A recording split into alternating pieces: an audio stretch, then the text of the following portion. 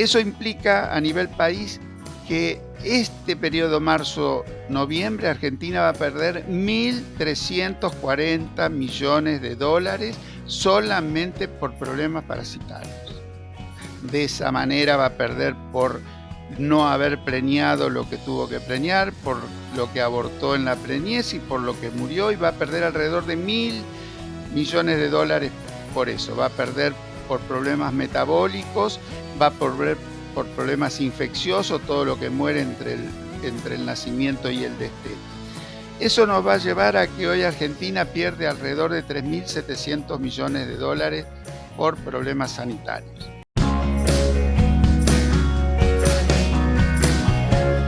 Bueno, buenas tardes. La verdad que tengo una inmensa alegría, es un gran placer poder compartir este episodio con un colega y gran amigo, el doctor Juan Carlos Saba.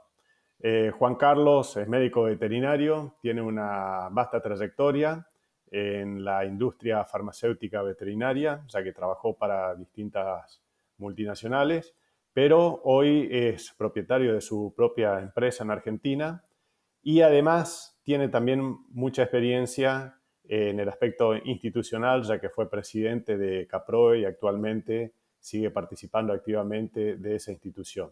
Así que vamos a compartir su visión sobre la producción ganadera de carne especialmente, no solo en Argentina, sino en la región en Latinoamérica. ¿Cómo va, Juan Carlos? Un placer.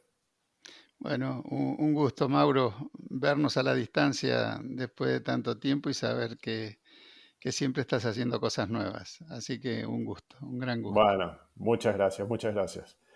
Juan Carlos, como para ir comenzando con nuestro tema, yo sé que ustedes desde CAPROVE siempre manejaron estadísticas y proyecciones de acuerdo al consumo y a la venta y a la fabricación de productos veterinarios.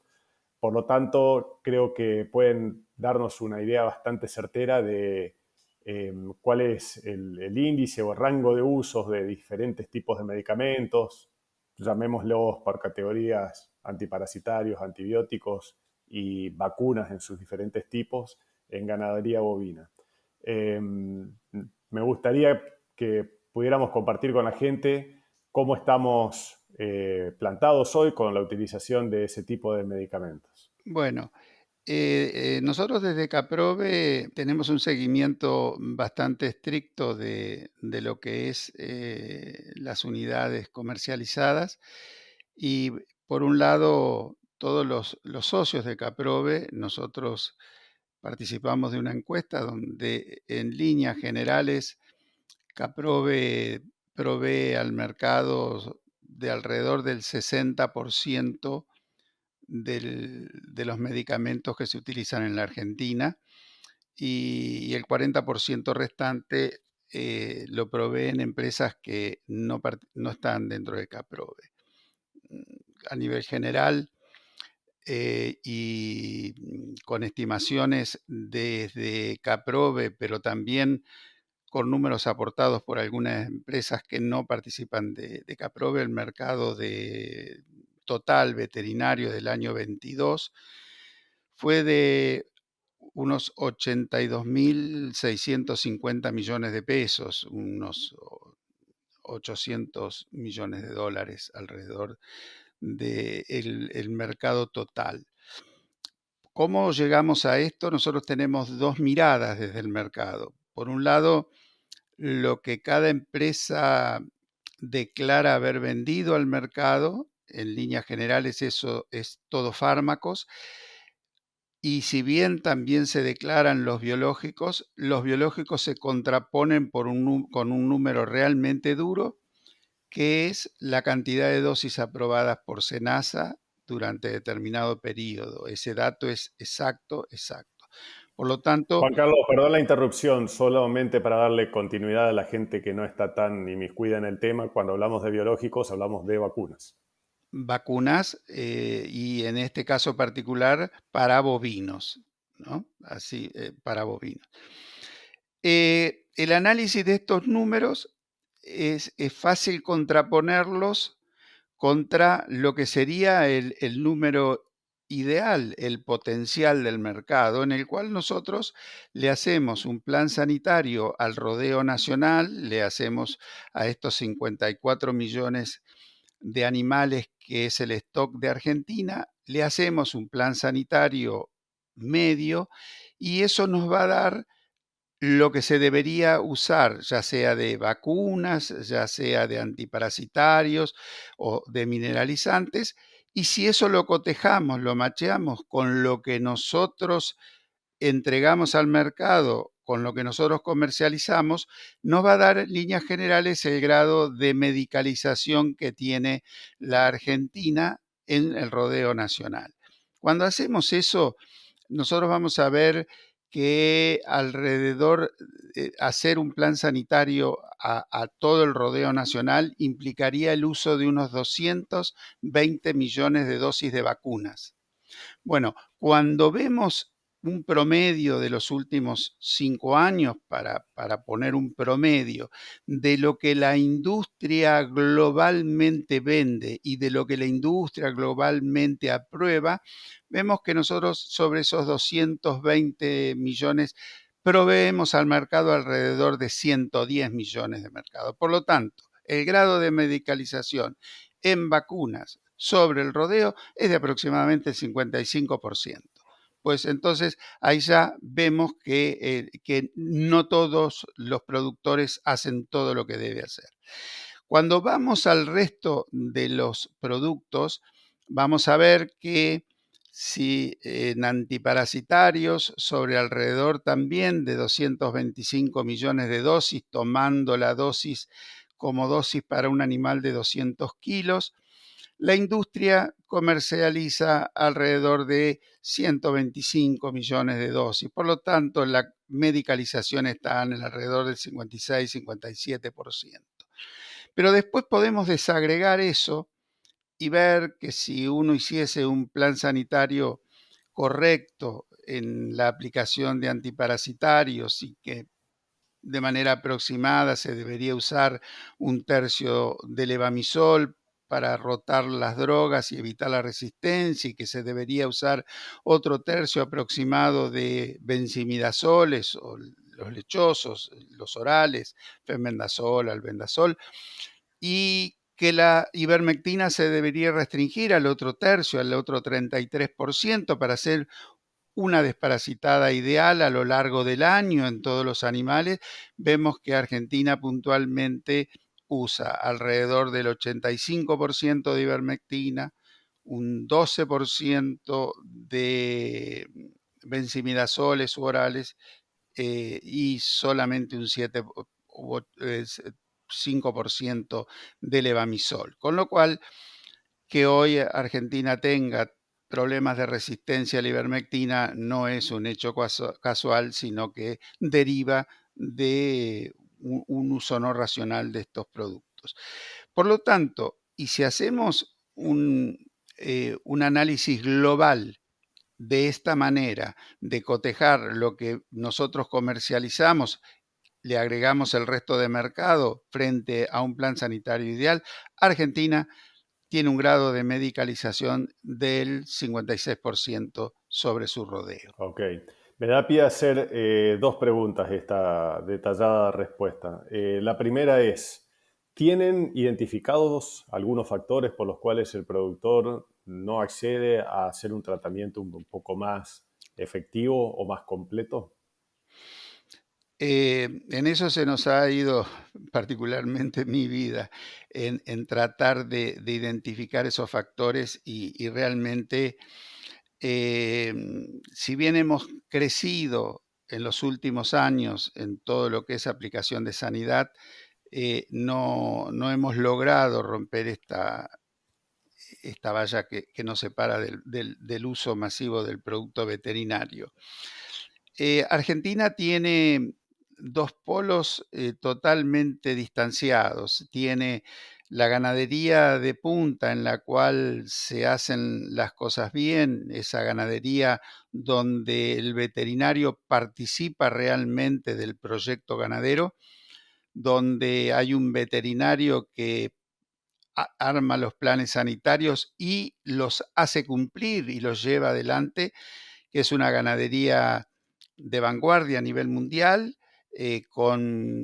Nosotros venimos, yo particularmente llego ayer del campo, donde llamativamente, a pesar de la gran seca que sufrió Argentina a partir de los meses de septiembre, agosto, septiembre, los veterinarios están todos azorados de los índices de preñez que tienen, que están arriba del 90, 92, 95%, con muy buenos resultados. Pero ¿qué pasa? Son rodeos donde hay un veterinario al frente, donde se implementan planes sanitarios correctos, donde hace que la sanidad sea un factor de productividad frente al tacto normal que tiene Argentina, que está entre el 76 y el 78% de preñez. Esa gran distancia se debe a este famoso índice de medicalización de que solamente el 55% hace las cosas bien. ¿Por qué? A tu pregunta de por qué, yo no puedo dar una respuesta definitiva, pero sí entiendo que cuando el veterinario, por cuestiones sociales y particulares, puede ponerse en contacto con un productor que escucha, estamos en primera línea. Al veterinario se le hace a veces difícil tener esa relación productivista con el productor. Entonces, porque se descarta el tema de la inversión, porque son números relativamente chicos, de poco valor, para que por ese motivo no se lleve adelante. Creo que la deuda que tenemos es mostrarle al productor la diferencia que hay en producción a partir de aplicar sanidad y la rentabilidad que obtiene por esa inversión. No le queda claro al sistema lo que es gasto frente a lo que es inversión. Por eso estamos trabajando arduamente en eso, porque nosotros somos fervientes defensores, por supuesto, de la sanidad, pero la queremos mostrar desde el impacto que tiene en la productividad. Normalmente Argentina, cuando escuchamos técnicos y gente que habla de ganadería, enseguida sale la frasecita: hay que aumentar el stock. Y creo que esa palabra es la que ha llevado a la ganadería a ser improductiva, porque no se trata justamente de aumentar el stock, se trata de optimizar el stock que tenemos. Si hoy nosotros terminamos el año 22 con el 63 o 64%, todavía no está claro, de destete, quiere decir que cada 100 vacas hay 36 vacas que no produjeron nada. Bueno, yo creo que ahí adentro está el trabajo que hay que realizar. ¿Dónde quedaron esos 36 terneros? ¿Dónde quedaron esos 36 terneros? Y desde Caprove, en un trabajo que hemos hecho en un foro de sanidad que tratamos de aunar criterios, trabajamos sobre eso justamente para dar respuesta a esa pregunta. ¿Dónde quedan los terneros que no se producen? Y Argentina en particular, de cada 100 vacas que entran a servicio, de promedio preña 78 vacas. O sea que hay 22 vacas que no se preñan. De las 78 preñadas van a nacer 70, de las 78 van a nacer 74 terneros. Hay 4 terneros que quedan en la gestación, llámese por brucelosis, por problemas de leptospirosis, por lo que sea. Sanitariamente van a quedar 3 en el camino que no van a nacer. Y de los 74 nacidos se van a destetar 63, o sea que hay 9 que van a quedar en el camino. ¿qué mostramos nosotros? Que de los 22 que no nacen, los viejos trabajos del INTA indicaban que ya 8 no nacen por sanidad. De los 4 que quedan en la preñez, 3 quedan por sanidad. Y los 9 quedan todos por problemas de diarreas y neumonías, quedan todos por sanidad. Por lo tanto, de cada 100 vacas que hay 36 terneros que no nacen, bueno, 20 terneros no nacen por sanidad. Y eso es muy fuerte. Sí, justamente iba a decir eso, que es impactante ver los números desglosados, porque cuando uno se imagina que puede haber cosas que son más complicadas, en realidad cuenta con las herramientas como para poder o solucionarlas o incluso más aún prevenirlas. Ahora, Juan Carlos, antes de ir a la segunda pregunta que se desglosaba del tema inicial, voy a hacer un paréntesis y tengo un comentario y una pregunta respecto de lo que acabamos de escuchar. Yo escuchaba recién los campos de punta 90%, el promedio 71, 72%. Son datos realmente representativos de Argentina, porque como vos sabés, yo vengo del norte y para nosotros el promedio de destete está en el 50%, 52%, y las actas de las vacunaciones aftosa no nos dejan mentir. Y durante muchos años se mantuvo de la misma manera. Y si vamos a las provincias más al norte todavía, particularmente Formosa, Corrientes, son un poquito más bajos. ¿Esos promedios son realmente a nivel país o tienen más bien sus raíces en la provincia de Buenos Aires y la Pampa húmeda?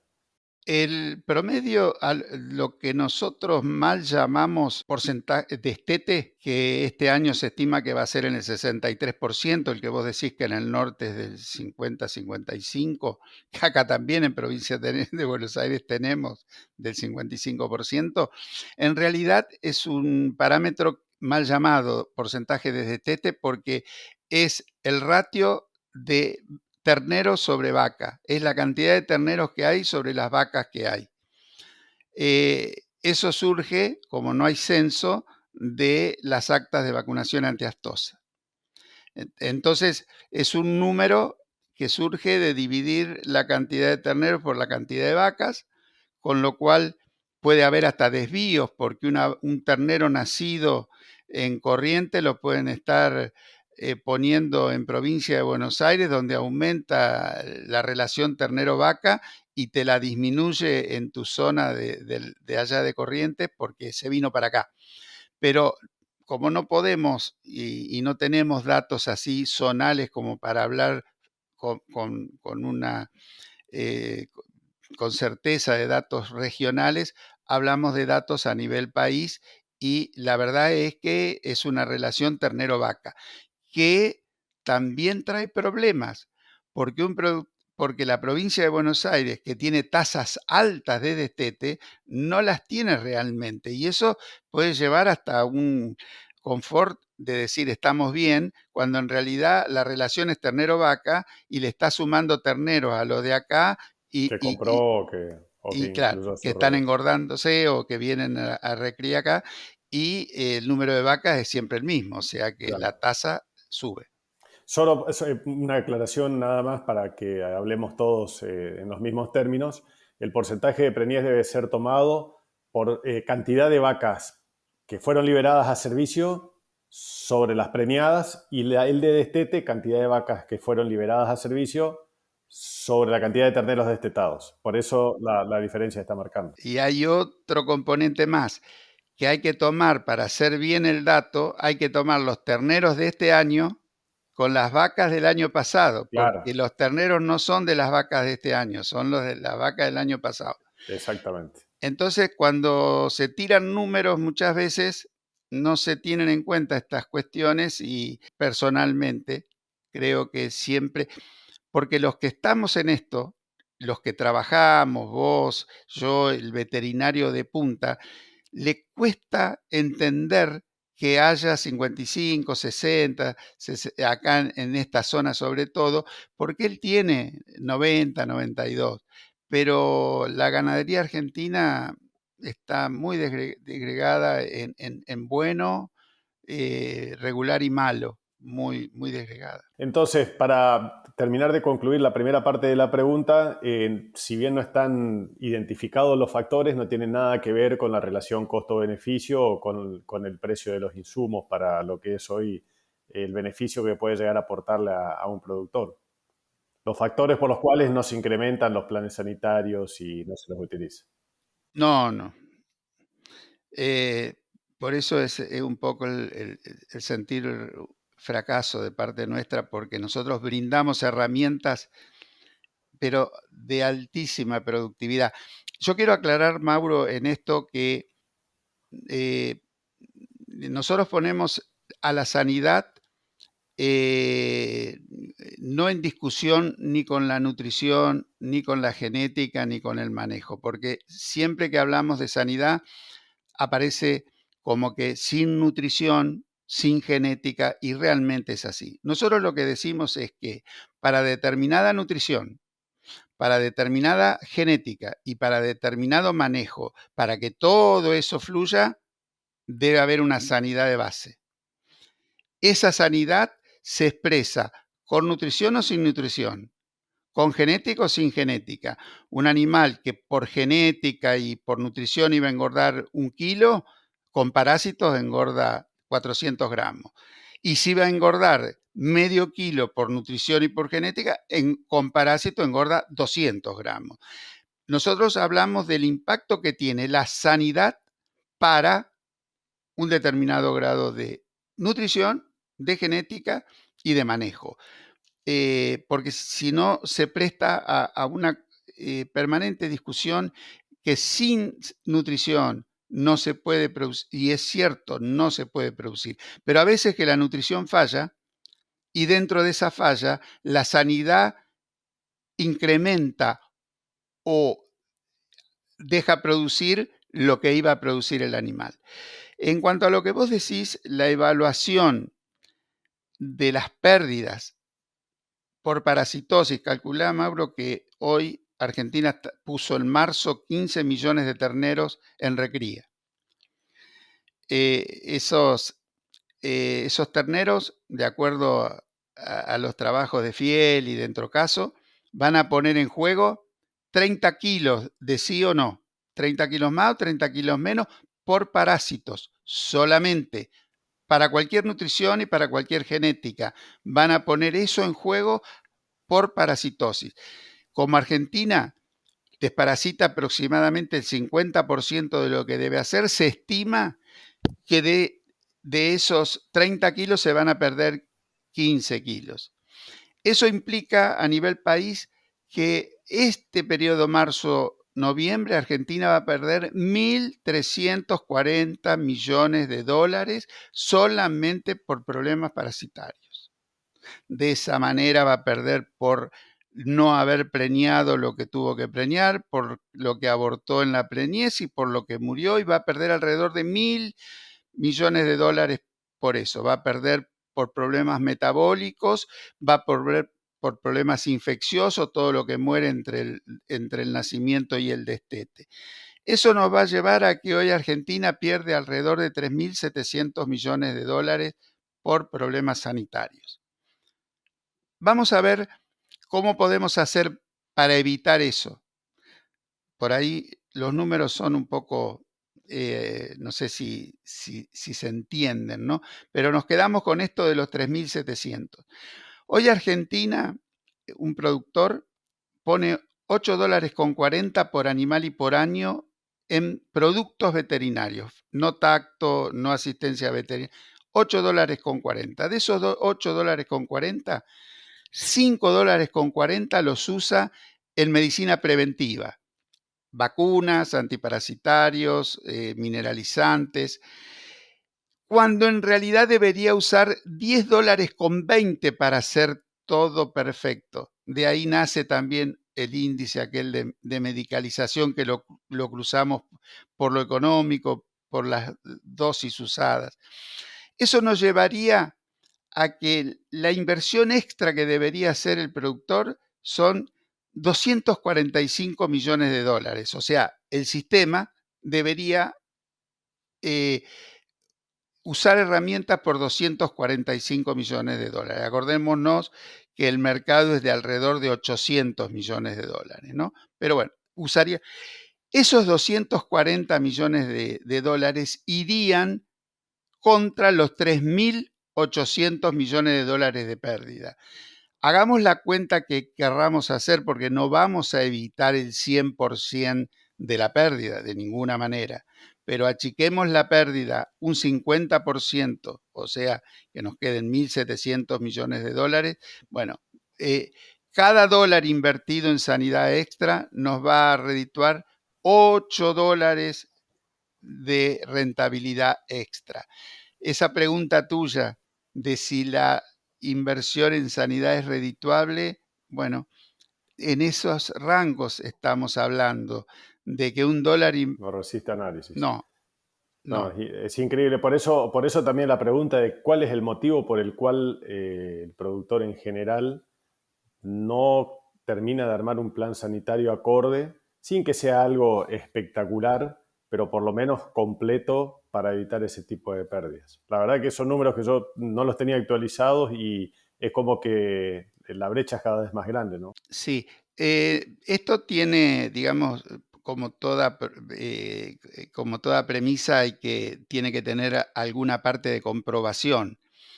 El, el 10% de la ganadería argentina que está en manos de, o sea, el 10% de los productores que tiene el 55% de la ganadería está en estos valores. O sea, estos 10 dólares con 20 es en producto lo que invierte un productor de punta. Eso es como la confirmación de la premisa, ¿no? O sea, es aquel que hace todo y que tiene los ratios por arriba del 93 en el servicio y por arriba del 80-82 en el destete, es porque hizo todo. Y hay hechos que son muy, muy, muy claros. Hoy si nosotros vacunásemos en Argentina eh, para enfermedades reproductivas, hay 23 millones de vacas. Bueno, supongamos que hay 3 millones que no son productivas, que son de pequeñas explotaciones. Bueno, necesitaríamos 20 millones de dosis para vacunar a la vaca, pero como tenemos alrededor del 7%, 7 millones de vaquillona preservicio, que lleva 2 dosis, tendríamos que usar unos 15 millones de dosis más para vacunar a la vaquillona. Se necesitan en Argentina 35 millones de dosis. Pues el año 22 el SENASA aprobó 12 millones de dosis Estamos de siempre a vacuna mitad de camino. reproductiva. Eso no es, Un poco menos, no, sí, un no, poco estamos en menos. el 33 o 35%, menos del 35%. Y eso marca la diferencia. Esos rodeos tienen bajos ratios. No, impresionante. Y lo de cuando hablamos recién de los parásitos, también era algo que yo no lo tenía actualizado y los números son más que esclarecedores. A propósito de parásitos y conectando con la segunda parte de la pregunta inicial, hoy tocamos el tema de las ivermectinas y la resistencia de las ivermectinas. ¿Qué consideraciones podemos comentar respecto del uso o el mal uso que se está dando con las ivermectinas, el potencial problema que se nos viene y las potenciales soluciones? Porque no sé si habrá muchas alternativas más que volver a los levamisoles o algunas moléculas que habían quedado en desuso hace más de 10 años atrás. Sí, lo primero que tenemos que pensar es que, bueno, la resistencia está instalada, que hay resistencia demostrada, al menos en Argentina, por todo el arco científico en ivermectina. También se ha demostrado a los benzimidazoles y solamente queda libre el levamisol como droga de rescate para... eh, ahora, ¿qué nos pasa con esto? No, ¿por qué hay como un descreimiento de esto a nivel popular? Porque realmente no son hechos comúnmente desastrosos. Cuando hay una resistencia a la ivermectina, nosotros hemos detectado como ser, hoy el feedlot en la Argentina tiene por rutina, ingresa con una ivermectina y con una vacuna de mancha, gangrena y enterotoxemia y adentro. Cuando esos animales tienen resistencia a la ivermectina, les queda un residuo que no es visible, el animal parece que va bien, pero puede perder entre 70 y 90 gramos por día de ganancia de peso por ese residuo que dejó la ivermectina. 90 gramos en 90 días son, por lo general, es la rentabilidad que iba a dar ese feedlot, se lo llevó un residuo de parásitos que está. Lo mismo pasa a campo, donde las pérdidas son aún mayores porque la interacción de los parásitos son mucho más importantes. Por eso nosotros, desde la industria en general, nuestra propuesta permanente es de mostrar que el uso irracional de cualquier droga, estamos hablando de parásitos, pero lo mismo puede pasar con un antibiótico, terminan con la aparición de la resistencia. Con el agravante de que a la vista no hay ningún laboratorio desarrollando una nueva molécula antiparasitaria que pueda venir a cubrir este problema de la resistencia.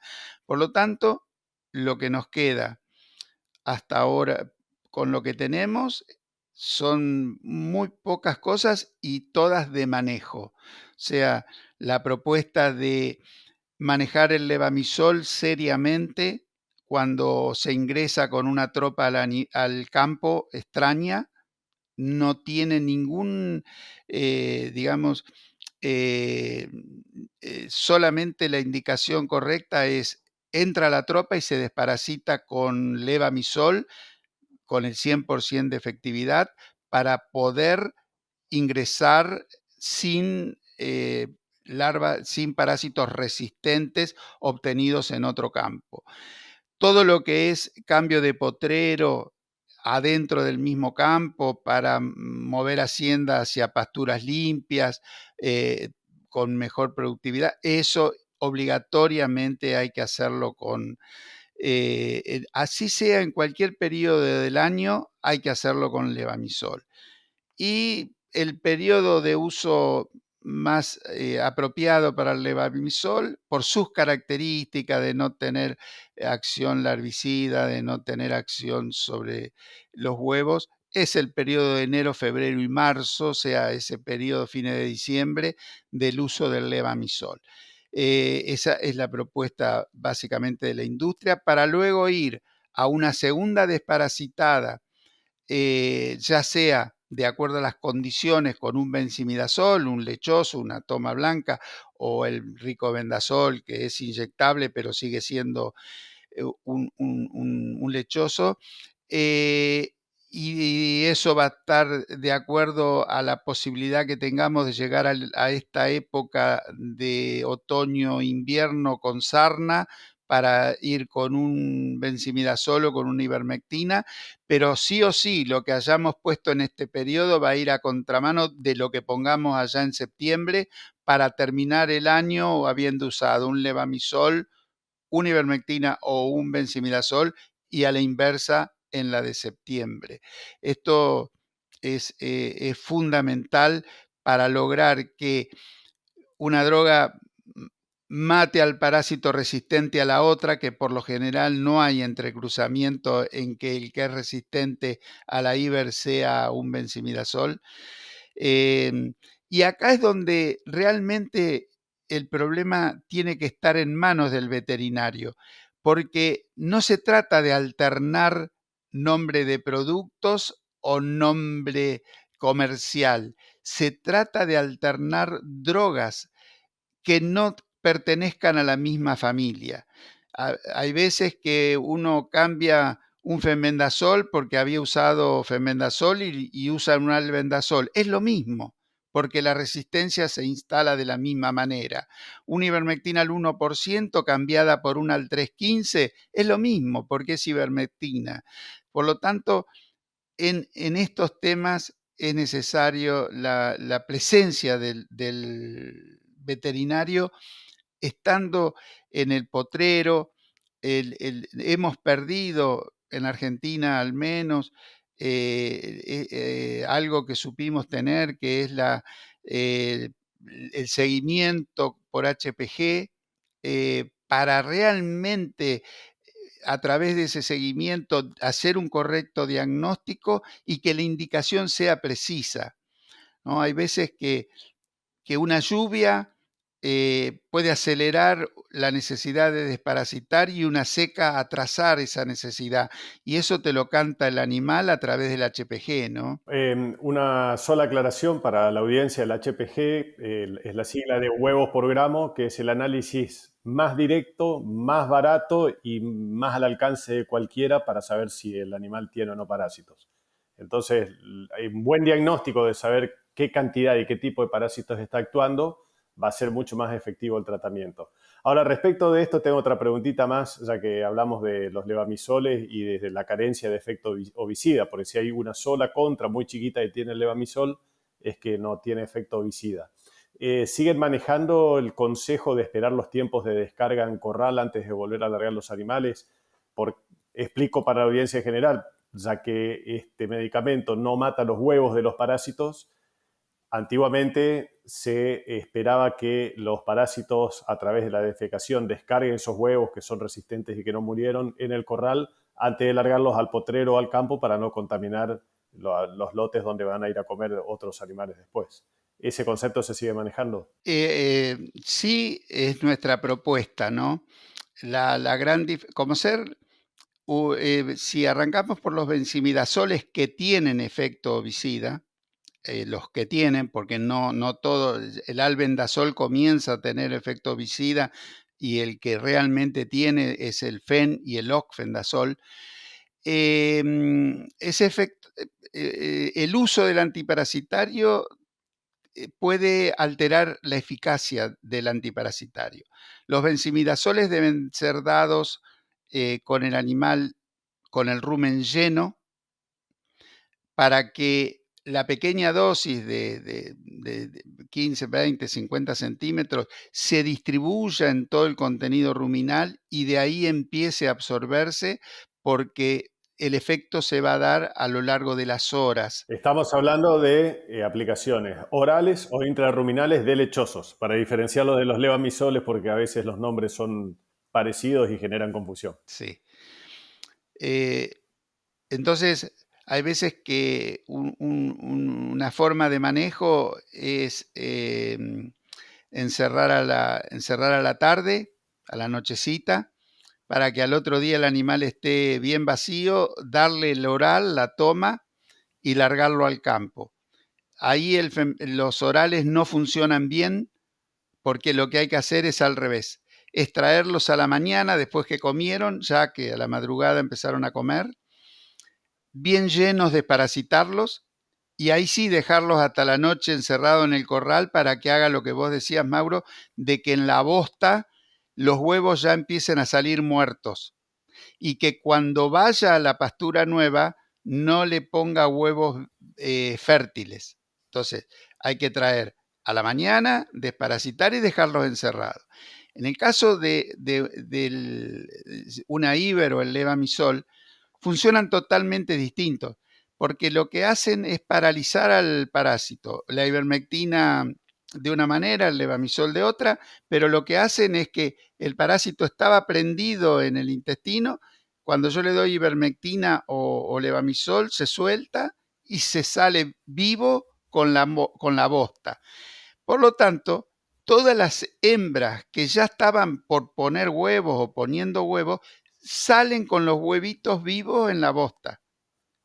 Cuando el cuerpo de la madre del parásito se pudre, aparece el huevito como que si lo hubiera puesto normalmente, y esa bosta tiene huevo y ahí viene lo peligroso. Por eso lo bueno es que cuando yo uso ivermectina o uso levamisol, debería mandar esos animales a un potrero para que estén al menos 24, con agua y con algo de comida, para que estén al menos 24, 48 horas bosteando bosta que adentro tienen hembras con la huevera llena de huevos y que van a estar en la bosta. Y recién ahí mandarlos al Ok, potrero que ok, lo quiero perfecto. mandar. Sí, perdón por la interrupción, pero insistí en este tema porque como hubo un bache de, no sé, me sabrás decir mejor vos, 10 años casi de desuso del levamisol, probablemente muchas de las generaciones nuevas estén desconociendo, porque las generaciones más antiguas lo tenían claro, pero los chicos que están comenzando estarían desconociendo ese tipo de manejo. Así que me pareció que vendría bien refrescarlos. Juan Carlos, ¿cuáles son a la realidad de hoy eh, los aspectos sanitarios a los que sí el productor le presta atención? ¿Cuáles son las enfermedades que más les preocupa y contra las cuales vacuna o aplica determinados medicamentos? Al margen de las que son obligatorias, ¿no? Sí, te diría que las realmente respetadas son las obligatorias, porque a tal punto como ser que mientras carbunclo no fue obligatorio en la provincia de Santa Fe y en Buenos Aires, se fabricaban alrededor de 22 millones, 23 millones de dosis.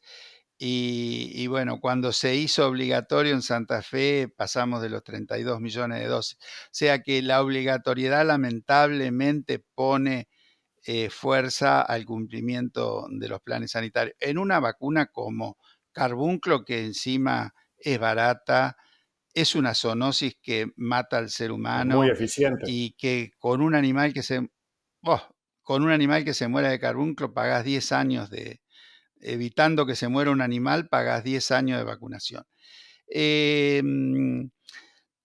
He salido de esas patologías obligatorias, te diría que hay un rango muy amplio de patologías cubiertas y que tienen que ver mucho con las zonas.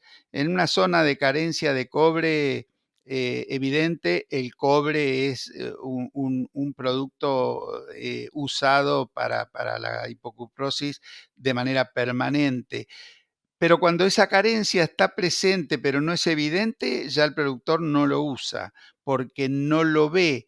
Yo creo que el principal problema que tienen las patologías en ganadería es que a no ser que haya muerte, el productor no ve la pérdida y como no es una plata que le sacan del bolsillo, sino es una plata que no entra al bolsillo, no le resulta fácil evaluarla como pérdida, ¿no? Entonces, yo te diría que a nivel global, lamentablemente, uno de los productos más usados es la ivermectina, con una cobertura de alrededor de 80 millones de dosis. Es el producto quizás más empleado.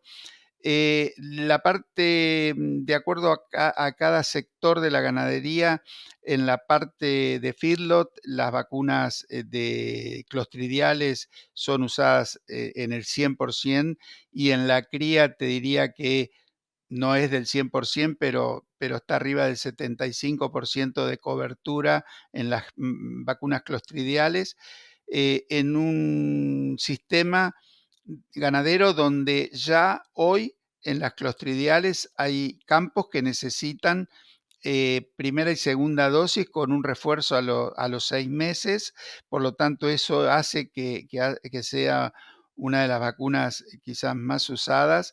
Eh, y bueno, después en antiparasitarios está la ivermectina. En las enfermedades carenciales podríamos hacer un ranking con el cobre, después con el uso del selenio, fósforo, magnesio, son los productos más usados. Y bueno, después viene la parte clínica, ¿no? Los antibióticos que, bueno, hoy en Argentina si bien siguen usándose los antibióticos tradicionales, no ha perdido vigencia la penicilina como ser un antibiótico que ha crecido muchísimo en la última 10 años es la tilmicosina, un antibiótico que también nosotros proponemos permanentemente darle respiro porque lo están usando de manera indiscriminada en muchos casos, con lo cual ya hablan de alguna posible resistencia. Nosotros particularmente desde la industria proponemos alternarlo sobre todo en producciones intensivas con el florfenicol, que también es un antibiótico de uso casi masivo, pero te diría que en antibióticos está la tilmicosina, la penicilina, el florfenicol y bueno, la tilosina sigue con buena presencia. Ok, ok. Bueno, creo que tenemos un espectro bastante amplio de cómo estamos desde el punto de vista de farmacología, de incursión en la ganadería argentina. Para ir cerrando, Juan Carlos, supongamos que tengamos algún oyente que le interesó el tema y que dice, bueno, yo soy uno de los que voy a empezar a cambiar mi visión respecto de la sanidad que estoy aplicando, de las estrategias sanitarias. ¿Cuál sería una recomendación para aquel que está en el uso de un 50-55% del potencial de uso que pudiera tener con estos medicamentos? ¿Por dónde comenzar? ¿Qué cambiar? ¿Qué agregar? Bueno, lo primero que nosotros proponemos desde la industria es asociarse al veterinario, es trabajar junto al veterinario y creo que lo primero que debería hacer un productor es comenzar a tener datos firmes de su establecimiento. Datos sencillos como qué pasa con la temperatura y la lluvia, qué porcentajes de preñez ha tenido, qué dificultad tiene en la aparición, si tiene una cola muy larga de parición, o sea que los partos se le alargan. O sea, trabajar junto al veterinario en, en diagnosticar el presente. Yo creo que lo más importante es diagnosticar el presente. Entonces, ver la ganancia de kilos, si tiene una recría, el porcentaje de destetes, si está en cría, en un feedlot ver los ratios muy finamente y ver de qué manera eso está ligado a una sanidad que no esté haciendo. Los planes sanitarios preventivos productivos son bastante acotados. Es un planteo de vacunación donde las vacunas, bueno, son las conocidas, en una madre la vacuna reproductiva, antes del parto una vacuna para la diarrea neonatal y las respiratorias y después del nacimiento, antes del destete, una respiratoria y las clostridiales. O sea, el espectro de vacunas no es demasiado amplio, es muy sencillo armar un plan sanitario de lo que son las vacunas. Y luego pasar a los antiparasitarios con un plan muy concreto donde se analice la resistencia y se vea la incidencia de los parásitos a través del conteo de huevos, como vos bien dijiste, ¿no? No es lo mismo un ternero con 300 huevos por gramo que una vaca un novillo con 300 huevos por gramo.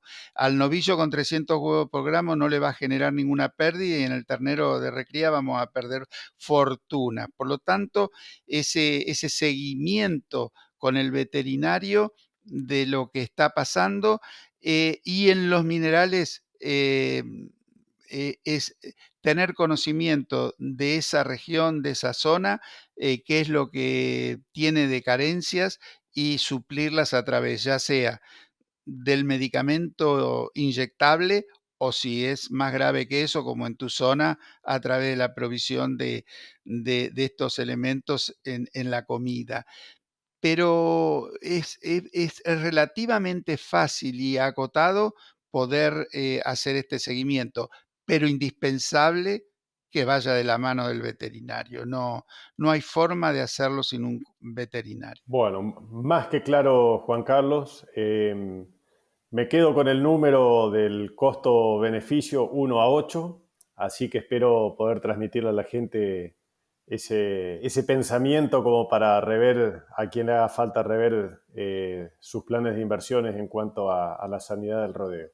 Juan Carlos, muchas gracias. Vamos a seguir en contacto igualmente y bueno, espero que nos veamos a la brevedad, calculo que en 45 o 60 días. Bueno, Mauro, un gusto haber compartido esto contigo. Espero que a quien escuche esto por lo menos le despierte el interés de ir a hablar con su veterinario y decirle, che, es cierto lo que dijo un tipo, y que junto con el veterinario, y por supuesto que estamos dispuestos a interactuar con ese veterinario o ese productor que quiera hablar con nosotros también. Nosotros lo hacemos a través del veterinario, pero un abrazo, Mauro, gracias por todo y como siempre un gusto compartir. No, el gusto es mío. Muchas gracias. Hasta luego. Hasta luego, Mauro.